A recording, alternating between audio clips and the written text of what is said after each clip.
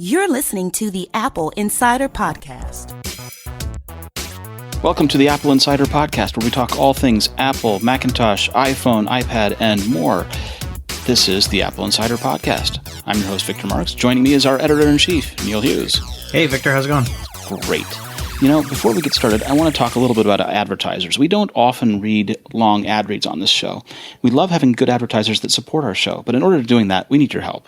So if you can, please go to podsurvey.com/insider and take a quick anonymous survey that will help get us to know you a little bit better. And that way we can show advertisers just how great our listeners are. If you've taken the show's survey before, this one is a different survey. So I'd love for you to take it all over again. When you complete the survey, if you're in the US, I believe, you can enter to win a $100 Amazon gift card. So that's podsurvey.com/insider. Thank you so much for your help. Neil, there's a whole lot going on today, isn't there? There is. It's been a busy couple weeks. Loads and loads. I'm so glad to have you back, by the way. Just want to say Thank that you. so everyone knows. So in the past, we've talked about rumors about Apple buying up facial recognition companies, but it actually happened, didn't it? Yeah, they've made a number of key acquisitions over the years. Mataio was one of them, PrimeSense. And then just this last week, we have another one that just happened, and it's all coming as these rumors of a 3D sensing capabilities in the iPhone 8 come out. So an Israeli company called RealFace bought for basically not even pocket change by Apple standards, only $2 million. That may be a lot of money to me or you, but for Apple, that's basically nothing. They make that in no time. So the company's been around since 2014. They do facial recognition technology, and you got to think that this is some sort of a patent IP play for Apple. The expectation is that they're going to have the new iPhone 8 coming out later this year with infrared sensors alongside the FaceTime camera on the front of the device that will allow for a number of applications. But we can get into that in a bit. But yeah, so this is another one of these IP plays, I think, for Apple as they work toward this eventual goal of 3D facial recognition. Yeah, and I want to say that it's interesting because there's been a lot of criticism about Apple's ability to acquire companies, and it doesn't seem to be a real problem for them. You know, we had that. You know the note that I'm thinking of that was criticizing Apple for not doing big purchases and things like that. Right. So there was that note where they criticizing Apple for not making giant acquisitions and things like that. And they don't seem to really have this problem. They don't seem to be slowed down by it at all. Yeah, they make close to 24 acquisitions a year. Not all of them get known because they're not really high-profile purchases. It's just they, other than buying Beats, and if you think back when they bought PA Semi, which paved the way for them to make their own chips and stuff, they're very strategic about these types of acquisitions, and they always usually are very clear indicators of where the company is going. You think back to what was the fingerprint company that they bought? You had met with the guy from the company. So that was a company that came out of Harris, and I'm trying to remember what the name of... Yeah, they're a Florida-based company, but they were responsible for the Touch ID technology that eventually showed up in the iPhone 5S. So again, when Apple makes these kind of acquisitions, sometimes it takes a little longer. The PrimeSense buy was, I think, back in 2013, so it's been a little while.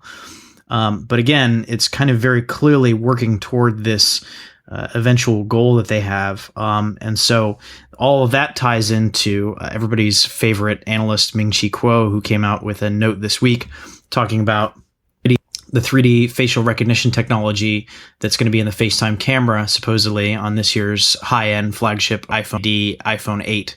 And basically, what he sees is this is going to be a 3D camera system that's going to be used for a variety of applications. So he seems to think that it's going to be open to developers in addition to available to Apple. Now, the obvious application for this is letting you unlock your phone with just your face. So some people in the comments and some people on Twitter have talked to me about this, and they say, oh, Touch ID works fine. Why do I need a facial login?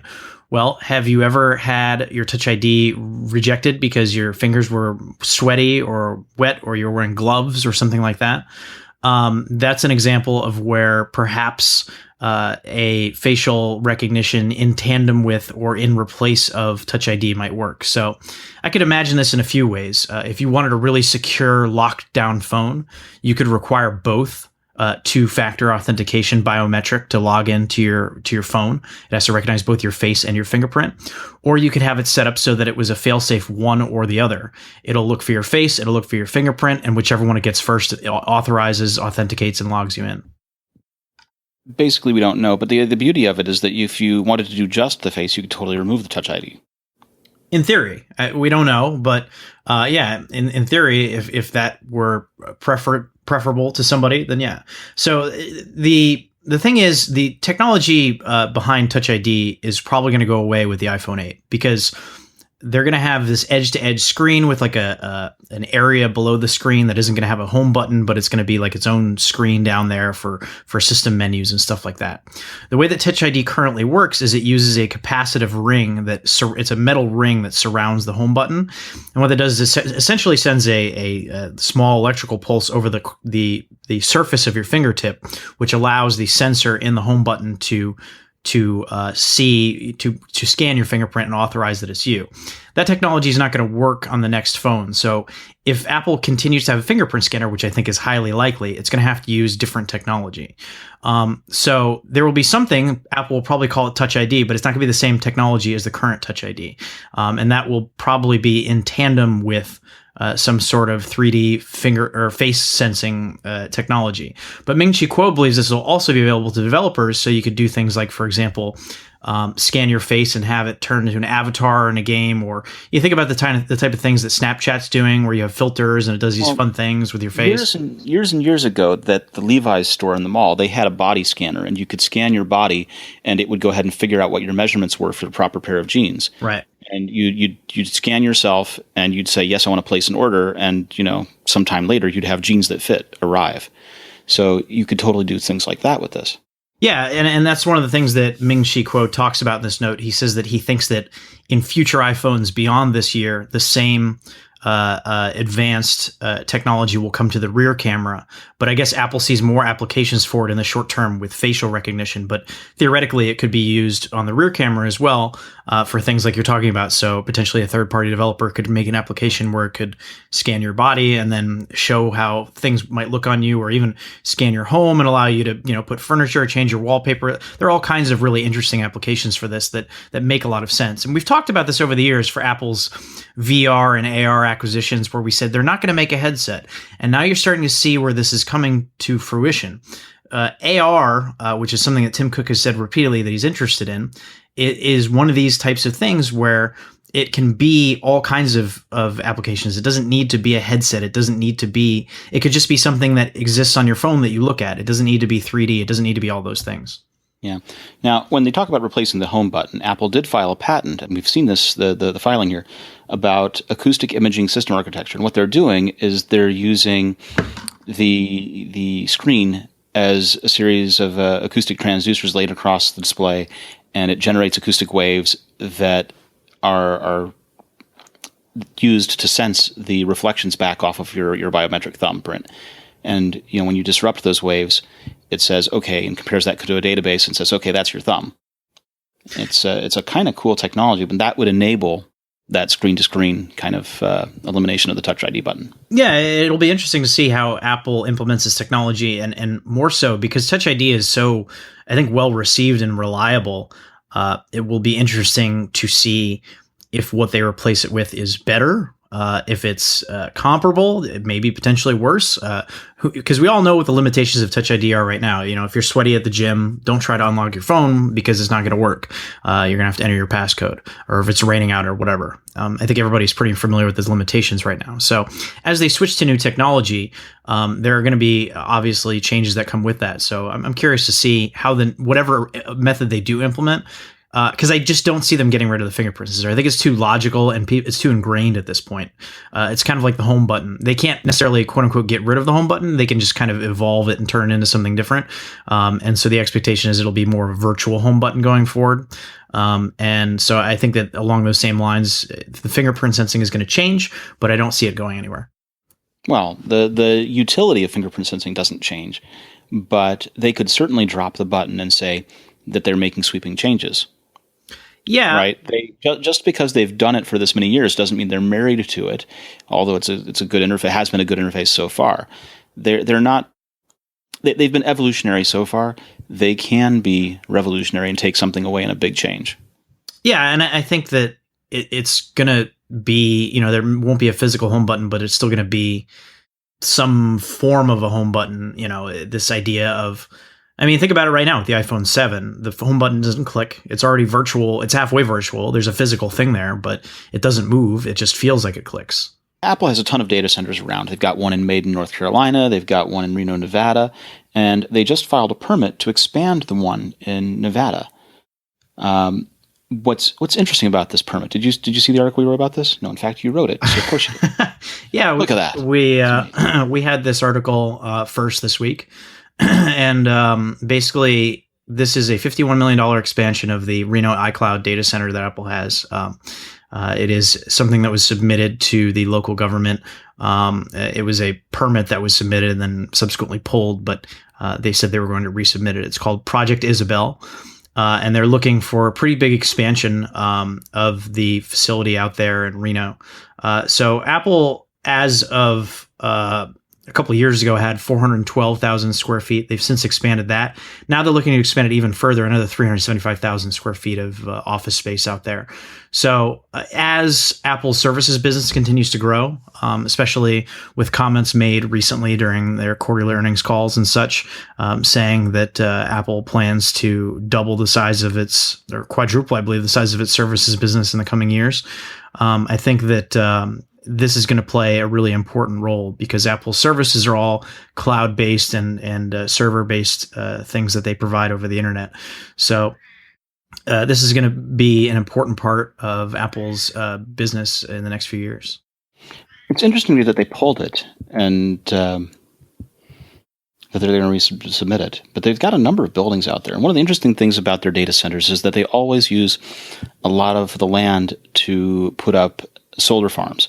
So they're looking at putting up a 200 megawatt solar farm to power the Reno facility by 2019. Yeah, Apple has been doing a pretty good job of tapping into whatever green energy is available in the locations where they're doing business. So even the new campus that's going to be opening soon, now known as Apple Park, has its own solar generator on the roof that is going to provide most of the power to it.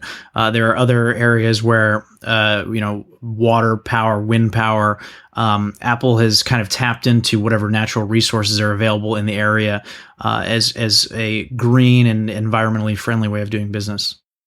And it's this facility supports Siri, FaceTime, iMessage, and potentially iCloud. That's one of the things that we think a lot about is how is Apple doing in terms of cloud services, and how is Apple doing in terms of pushing people to use their cloud. It's one of those things that has the process of improving has been gradual. Certainly there are areas where Apple lags behind, but for those of us who have been using Apple products and Apple's cloud-based services for a long time, they are definitely better now than they ever have been. That's not exactly a high compliment, but it's one of those things where a lot of these services, you don't really notice them until they don't work. And I've been noticing them less lately, so I suppose that's a compliment. It's definitely interesting to me, and it's interesting to me, especially in light of this other story we had about Apple eliminating the 32 gig tier with capacity starting at 64 gig. One person said to me, a friend said to me that what he thought Apple ought to be doing, because of course everyone has advice for what Apple ought to be doing, is to push people to use the cloud more, make the cloud advantageous to use, make it affordable to use, and keep the storage low, and then keep the cost of the devices lower. I mean, when you look at all the components in an iPhone, I have to think that the margins get higher as you go up with higher capacities, just because it's all the same components, the same chip, the same everything else. And then the capacity, you double it for another $100. That's been their business model for a while. It doesn't actually cost them another $100 to put that chip in there. So I think that the margins get higher as you go higher with those iPhone models. So using that capacity, for lack of a better term, carrot and stick approach, I think is an easy way for Apple to justify pricing. So this is a rumor that makes a lot of sense to me, because the rumor is that they'll start the iPhone 8, the high-end premium iPhone, at 64 gigabytes of capacity. So basically, they would have 64 and then a 256 model. That would be an easy way for Apple to justify the rumored price of this device, which is to be over $1,000. They can say, well, we're charging you over $1,000 for it, but you start with 64 gigabytes of capacity. Because if they tried to charge $1,000 for a 32 gig iPhone, I think they'd catch a lot of flack. I think they're going to catch some flack for charging $1,000 anyway. Well, and this friend's proposition was, instead of it charging $1,000, it should continue to be the same price points. Open up the cloud better and push people to use the cloud services. You don't need the storage if you push people to use the cloud. Is his proposition? I don't necessarily believe that. I think that apps continue to get bigger, and you can't really have all of your apps in the cloud. Certainly you can re-download them, but if you want to access them, if you want to load a movie onto your iPhone or your iPad or whatever. Did you ever see a device called NextBit Robin? No. NextBit Robin they got purchased recently, but they were an Android maker, and they had an interesting build of Android where it allowed them to do this cool thing where when you had apps that you hadn't used in a while, it would archive them, and they were still on your phone in that if you tapped on them, it looked like they were on your phone, but it behaved kind of the way that that Photos Cloud Library does, where when you tap on a photo, it quickly downloads the photo. So you could have all the apps that you're used to having available on your phone, but you had to tap on them when you needed them, kind of thing. Yeah, it's an interesting concept. I think that Apple might be reluctant to do something like that just because it would potentially lead to a significant amount of bandwidth usage. Downloading a 5 to 10 megabyte photo when you tap on it is very different from downloading a 50 to 100 megabyte app when you tap on it. Yes, it is. So that would be one of those things where maybe you could only have it work over Wi-Fi, but then at what point does it become a frustrating user experience where you want to use an app, you're out and about, you have to authorize and say, oh, yes, re-download this, you thought it was on your phone. This capacity argument of putting everything in the cloud is an interesting idea, but we're not in that world right now. The apps that you use regularly, that you use most commonly, totally makes sense to keep them on your phone. The apps that you don't, right, having that pruned for you may not be a bad idea. Not necessarily, yeah. I think that, but there would be bandwidth concerns there. Yeah. So you're a headphone guy. I am. I know you are. You like your Master very much. You enjoyed some of the other headphones that you've had around there. So you like the Odyssey that you liked very much. Tell me about your experience with AirPods and Powerbeats 3. So I'll give you a little background on the AirPods. I think they look kind of goofy. I was convinced they would fall out of my ears because every headphone I've ever had. You look kind of goofy. Come on. Well, that is true. The headphones don't make the man, but I was resistant to AirPods. I didn't really want them. I wasn't interested in buying them. Our publisher had a extra pair of them and really wanted me to write about them, so he insisted that I take them because he's a big fan of them. So I did, and I have to say, I'm pretty impressed. They are pretty nice. I have not had them fall out of my ears. I can shake my head around. I can run on the treadmill. I can run outside. I can do whatever. They're pretty good. I did a comparison last week. It was a pretty popular article. A lot of folks weighing in the comments and on Twitter about comparing the AirPods to Apple's Powerbeats 3. And specifically comparing these headphones for folks that want workout headphones. And I think that the general conclusion that I came to in this article is I think that if you want to buy one pair of headphones, one general all-purpose pair of headphones for working out, for wearing around, for using with your computer, with your iPhone, with your iPad, with your Apple TV, with your Mac, whatever, the AirPods are going to be your best option. They're very versatile headphones. They're far from perfect, but they're pretty great. If you are a serious gym rat, if you like to run outside, if you do high intensity workouts, While the AirPods have never fallen out of my ear, there's still a chance that they could. Whereas with the Powerbeats 3, they won't fall out of your ear. They clip around. It's impossible. They will never, ever fall out of your ear. So that extra peace of mind plus much longer battery life and other advantages with the Powerbeats 3, I would say if you want a workout-specific headphone and not an all-purpose headphone, you should go with the Powerbeats 3. Having said that, both of these are really great headphones, and Apple's W1 chip is pretty much a game changer in terms of wireless and Bluetooth technology. So no matter what pair of W1 headphones you pick, you're going to be happy. I would say for most people, go with the AirPods. They're $40 cheaper, and they're more versatile and more portable. But if you want some workout headphones, you can't really go wrong with the Powerbeats 3. So which ones are you going to use long term? That's a good question. I went to the gym yesterday, and I brought my AirPods with me just because it was smaller and lighter. I find that the thing that I like the most about the AirPods is the lack of a cable in between them. They're obviously completely wireless. When I use the Powerbeats, the cord around the back, you can tighten it, but it is constantly snagging on my shirt, on my clothes. If I'm running outside, it's cold out right now, I'm wearing a hoodie or whatever, it snags on that. It's not as freeing as using the AirPods. But I still do. I'm paranoid about it. I was running on the treadmill yesterday and I kept looking at there was a reflection of me on the glass in front of me on the window, and I kept checking and looking and seeing, did it look like my headphone was moving? I was adjusting it. So there's an anxiety that comes. They've never fallen out, but I'm uncomfortable with it. And even when I run outside, I wear a beanie and kind of pull it over my ears because, again, it's cold out, so I can do that. But I probably won't be able to do that in the summer, But I feel more comfortable when I have it slightly covered. It feels like it's going to stay in there better. So it's hard for me to say at this point. You have anxiety, Neil. I do. I have a lot of anxiety, Victor. Wow, that's terrible. I think that I could see myself switching back to the Powerbeats as it gets warmer, maybe, and I'm running outside, and just more comfortable knowing it's going to stay on my ear. But for all day-to-day stuff, I live in New York, and when I get on the train, for example, having that small little thing in your pocket, you pull it out, pop them in your ears. It's really, really nice. It works great, and they're so nice and small in your pocket. Real easy to pop in, pop out, and use them.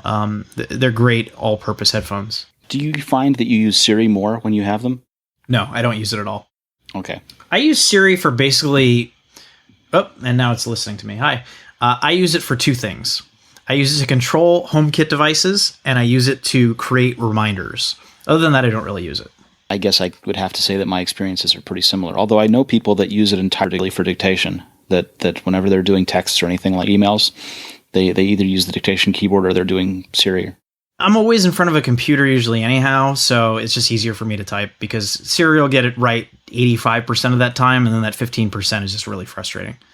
Yeah. Well, speaking about Siri, we had a report that said that Apple's unlikely to develop an Echo-like standalone speaker. This didn't really surprise me very much. Did it surprise you? Well, it may not surprise me, but it's kind of disappointing. So let's talk through it.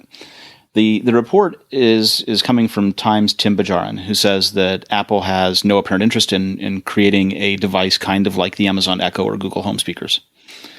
That we have seen reports that suggest that Siri will see another revamp soon, but they did buy a machine learning startup called Turi in August, but they're not interested in developing a standalone speaker because they have an Apple TV, they have an iPhone, they have an iPad, they have a laptop that all can use Siri in different forms and different ways, that they don't feel like they need to do it, is what this report is suggesting.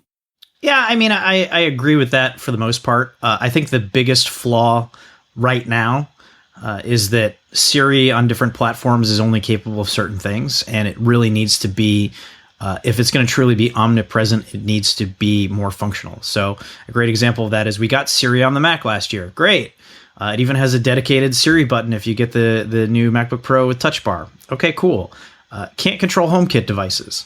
What? Well, and it's the same thing from the button on the Apple TV, is it can only talk to you about things that are on TV. Yeah, why can't it do that? Why can't it give me that kind of information that I can get on other platforms? Why is Siri online only? So if I go outside to run with my watch and don't bring my phone, then I can't use it to control things. it should, at the very least, be able to control device settings and things locally. The problem with it is the voice processing is done in the cloud, which leads to it being slower than alternative things like Amazon Echo, Google Assistant, whatever they're calling it now. So that is one of the big holdups of Siri. However, I think that going forward, as Siri becomes more fully functional, especially on the Mac, folks that want a standalone Siri speaker could potentially do it, because you and I have talked about doing this. There is no, I won't utter the words in order, but Siri, hey, command on the Mac right now, which is ridiculous to me, but there is no speaking command for it on the Mac right now. So you and I have talked about the possibility of, getting an old Mac or using your MacBook Pro or a Mac Mini or something and creating your own Echo, headless unit or something like that. You can't do that currently, but you have to think in the not too distant future, as the features come more and more to the Mac, that you would be able to just use your Mac for it, right? Well, so here's the thing, right?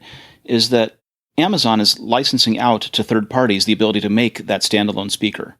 I currently have the Amazon branded one, and I also have a Homedics branded one, HMDX Voice. Mm-hmm. And they give away the code on GitHub to put the Alexa voice on Raspberry Pis. And so there's a Kickstarter that I showed you that is doing a in-car navigation, lane detection, and following too closely kind of thing that also is going to have Alexa built into it, and it's based around Raspberry Pi. And we may write about that. I have the beta hardware running, basically, at this point, using their software. So Amazon's going to spread everywhere with this stuff, and Apple is limited to only working on the devices that can run it and only having hands-free voice activation for those devices if you have the newest phones that will listen to you for those wake words. I still think that I feel like Apple is limiting themselves in a big way from exposing people to this. Yeah, I can agree with you there. I think that the counter argument is that these Echo, standalone speakers are a very niche market, right?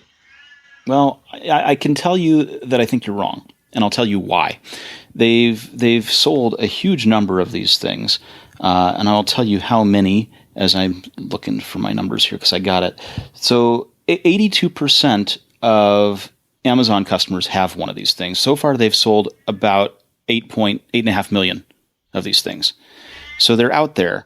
They had a good holiday season with them, and people are buying them, and you're using them to control. First of all, they're doing the things that you do, reminders and timers. Mm-hmm. They're using them a lot to listen to music. And so people who got out of the habit of listening to music because they weren't using their phones to listen to music and they weren't using an iPod anymore to listen to music are now listening to music again using these speakers. The other thing that people are doing with them is in lesser numbers, about the same, 20 or 30%, is controlling in-home devices. I mean, I think that there's definitely a market for it, but I think that people are more familiar with Siri and will continue to be more familiar with Siri than they will with Amazon's offering, just because it is on all their devices. It's on their phone, it's on your watch, it's on your TV, it's on all your stuff. I think that Apple has a certain advantage there, certainly, with their approach. I think that familiarity with Siri will continue to stay above what Amazon is offering, especially because Amazon is never going to get into the phone business. Not again, not after they failed the first time. So not for a very long time. So that's how Alexa got born. It was going to be the assistant on the Fire Phone, and when they canned the Fire Phone, they had this assistant hanging around. Right. So what were they going to do? But I think that their push to be ubiquitous is really working for them, and that people are far more aware of what it is and receptive to it than Siri, just based on how it works. You yourself said you don't really use Siri. And you're not impressed with I think the result. Yeah, I mean, 5%. I like Siri for certain complex functions, but for basic stuff, it's just easier for me to open my phone. But again, like I was saying before, when I want to create a reminder, that's an example of something where it is a complex task. I have to open my phone. I have to open the reminders app. I have to, create a new entry, choose a date, choose a time, blah, blah, blah. That just takes forever. But if I do it with voice, I can do it in 10 seconds. So there are certain super complex tasks where it makes sense. And there are certain things like texting somebody where the likelihood of errors, and then you send it to somebody and they read it and then you got to explain and it's annoying and it's like, eh. Yeah. Tell me about this event in March. There's supposed to be, at least a report claims, that there's going to be an event in March. And we think this is the event where we get new iPads. Is that right? That's the expectation, that we're going to see new iPads, and 3 of them, in fact. A new 9.7-inch entry-level model that will kind of be the successor of the iPad Air 2.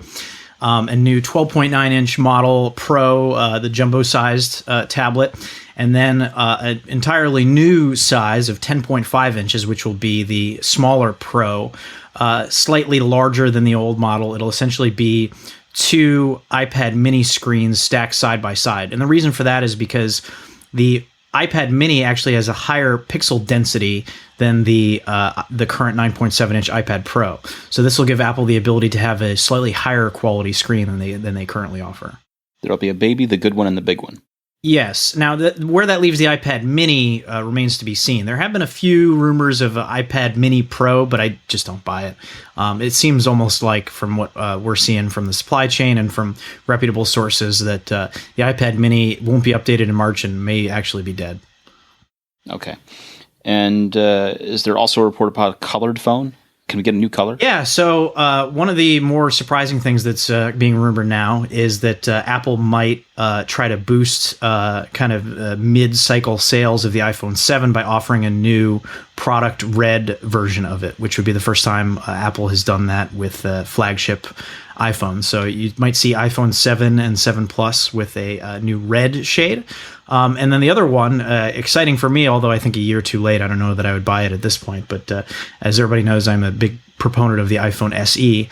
And while it's not supposed to get a refresh this year, the rumor is that it might get a capacity update to 128 gigabytes. So currently, the iPhone SE maxes out at 64 gigs. The rumor is that Apple might double that.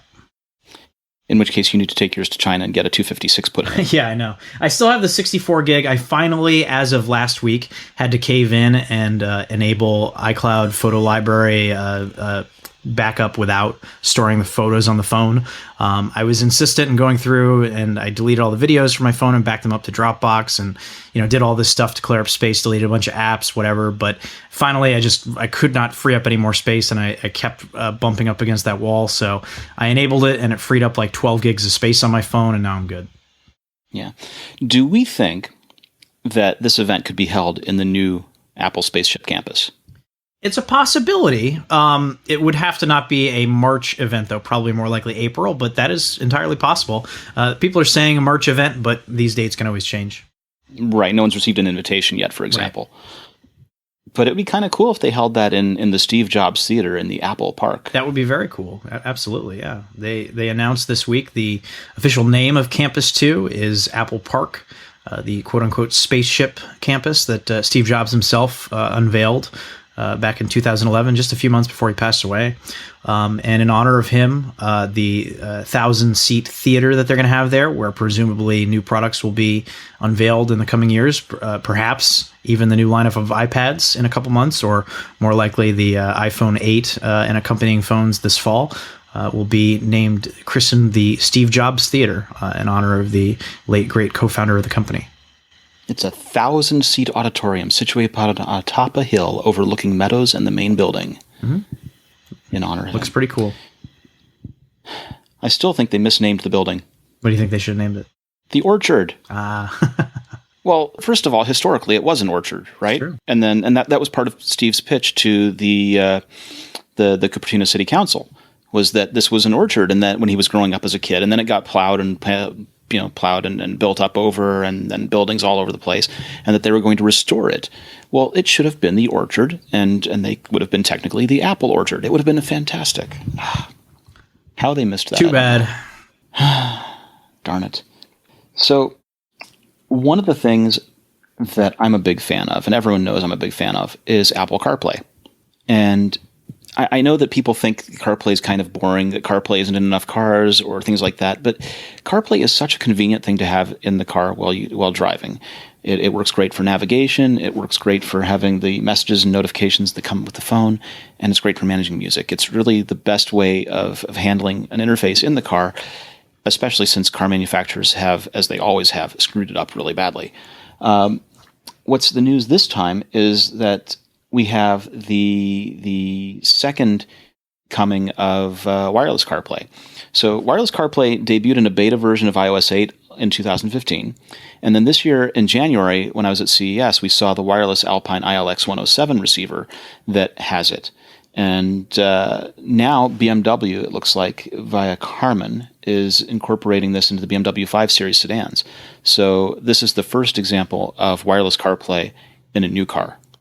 Yeah, this is slowly catching on, CarPlay and even more slowly wireless CarPlay, but it's nice to see more options on the market, although I don't think most people can afford this one. Well, I don't know, going out and getting a brand new BMW 5 Series sedan is probably a push for some of us, but there are people that'll do it. I knew a fellow in 2010 or 2012 when BMW had their first big iPod integration, and he went out and he got the one that had the good iPod integration when that debuted. So it can happen. For the rest of us, the Alpine ILX 107 is available. And if you're not a fan of wireless CarPlay, if you're just interested in CarPlay but prefer the cable, and there are some valid reasons for that. One is charging, right? If you're going to plug in your phone to charge anyway while you're driving, you may as well plug it into a wired CarPlay system. And it works, or is meant to work identically, right? The only benefit is that you with a wireless one is that you don't have to take your phone out of your pocket when you get in the car. Mm-hmm. It'll just work. The disadvantage is there are some people who are concerned about wireless signals in the car bouncing around and irradiating you for long periods of time. So there again, wired is a solution that's available to you. And the question becomes of how reliable it is, because even the best wireless interfaces still sometimes fail with their auto connection capabilities. I actually had an issue with my AirPods last week. I was trying to go for a run with just my watch, put on my AirPods, and my watch kept saying it didn't recognize them. I had to go back into my house, put my phone in airplane mode, and then go back outside, and then it connected. So you do run into issues occasionally. Yes, you do. Wired solves that problem. There's a reason that Steve Jobs had his entire house hardwired and wasn't relying on wireless. Well, at that time, he was also doing that for security reasons. Right. But yeah, it's and then the valid question is: do people who do that, do they have wireless for their iPhones, or are they using the camera connection kit and an Ethernet adapter? And how far down the rabbit hole do we go down? Does that work with an iPhone? I know it works with an iPad, but does it work with an iPhone? That's a very good question. Send me a camera connection kit, and I will tell you. I will test that. I have the USB 3 one here for my iPad Pro. Okay, I have the Ethernet dongle. The USB 3 kit is supposed to work just as well, backwards compatible with the 2 stuff. So let's try that out. It's one of those things where I definitely would like to know that, actually. If you really want to use an Ethernet cable with your iPhone, you're dedicated. Well, let's find out, right? It'd be interesting to see what happens. It used to be that the experience between the camera connection kit on an iPhone was very different to that on the iPad. But my understanding was that over time they were trying to unify that and make it a little more similar. Yeah, they added support with it at some point last year for the camera kit, but I don't know that all the USB accessories work the same. It would be interesting to see if you could connect, for example, like a wired keyboard to your phone, if it would work. Yeah, send that over. Let's do that. All right. Apple Watch and Research Kit Epilepsy Study concluded. This was one that I liked, and I liked it because longtime listeners will know that I have an interest in the health advancements because these are things that have real impact when they're done well. So there was a 10-month survey. Participants tracked their seizures with an app custom built for the study, and when participants felt like an aura for the seizure building, they opened the app and then told the Apple Watch to record their heart rate sensor and accelerometer data from the Apple Watch plus gyroscope data from the iPhone for 10 minutes. And during the 10 minutes, the app prompted users to respond for reflex and awareness testing. Following the conclusion of the seizure, participants were surveyed about seizure type, aura, loss of awareness, and possible triggers. So they recorded 1,500 seizures. And I want to say that that's a huge amount of data for a study of this nature, that in the past, before there was the Care Kit and Research Kit, that a study like this would have been, 50 people. Impossible. Maybe they might have had 200 people. Yeah. But it would not have been big at all. It's impossible, basically. Think about it. You have to basically keep somebody, with the equipment that was available to have them hooked up to it and what have you. You'd have to keep them locked up in a hospital somewhere with machinery available in the event that they maybe have a seizure, Whereas in a case like this, you're already wearing the watch, you're there, you can be out and about, you can be anywhere. And when it happens, unfortunately, you can interact with the watch and let it log this information and send it off. And it's the kind of thing that was not possible before. So all the research data that can come out now and that can advance medicine would have been impossible without this type of technology. Yeah, and they learned a lot about the potential causes for seizures that they didn't really know before. Defying conventional wisdom, seizure triggers didn't depend on the type of seizure. They better understand the seizures. They're going to better understand epilepsy as a result. And what's going to be really cool is the eventual goal is to be able to use technology to predict an oncoming seizure. So if you can predict a seizure, you can potentially save lives. Right. And you can think about all kinds of other applications for this too, heart disease, other things that they could track, measure, potentially prevent. There are all kinds of exciting places for this to go when you have this kind of multi-purpose device that you wear on you and that can measure your health. It's a huge thing. I always like this kind of news. This is the best kind of Apple news. So I want to go full circle. We're going to go all the way back to the beginning of the show where we were talking about Touch ID and iPhone fingerprint. And this is a story that I bring up just because it's one that I pay attention to. So there was a federal court ruling that says that police can't force a building-wide iPhone fingerprint unlock. What happened was that there was a search warrant that the government submitted to a judge, and the warrant basically asked for everyone to have their fingerprints taken and tried on all of the iPhone devices around. They were going to have to require everyone to unlock phones. And the judge said, wait a minute, the warrant's missing specifics about people living on the property, other than the name of one person thought to live there. It was vague about what kind of electronics might be found, saying that it was only likely that Apple brand devices were around, that they were seeking the authority to seize any individual at the premises and force the application of fingerprints. And he said, this is not specific enough. You can't do this. It's too broad. And he turned it down. So this is the first time that we've seen a Touch ID case like this turned down. And it's something that I like to see more of, actually, because I think that we have to balance how unlocking of devices is done. Right? This is something that came up last year with the FBI and whether a device that was zoned by San Bernardino County. It's important that complying with law enforcement is complied within limits. That there's law that governs this stuff. Certainly, I am not a lawyer. However, the purpose of a warrant, at least in the origins of it, is to be limited in scope and very specific for its purpose, because you are encroaching on people's personal liberties and personal rights for the good of society, for law and order. Certainly, over the years, those terms have ebbed and flowed. There have been times where, in the interest of the country, judges and elected officials have argued that perhaps that there should be a larger scope for these types of things. Certainly, warrantless wiretapping after 9/11 is an example of that sort of thing. A lot of those were curbed in the years after it. The pendulum swings back and forth. So, as you say, this is a very interesting subject and one that we'll be following very closely as we go forward, just because on its face, the decision seems right to me that you can't say that everybody has to unlock their phone in hopes of, catching the needle in the haystack, so to speak. Doesn't work like that. That's not really the purpose of a warrant. Not that the purpose is actually what bears out in real life. Right. Yeah. People issue a warrant and then police grab everything anyway. Right. And this was something that we saw a couple of weeks ago with the change in airline travel policies where Americans were getting stopped at the border and being told to surrender their devices and having their devices checked for social media accounts. Yep, part of the new U.S. Customs policy. Well, there was an issue because one of them happened to be a reporter for the Wall Street Journal and said, that's company property and I can't surrender it. And another one was a Jet Propulsion Labs employee who said, that's government property, I can't surrender it. Top secret information on the phone. Yeah. And so this is an interesting thing that we'll keep watching. Absolutely. All right. And that is all the time we have today. This is the Apple Insider Podcast. Thank you so much for listening.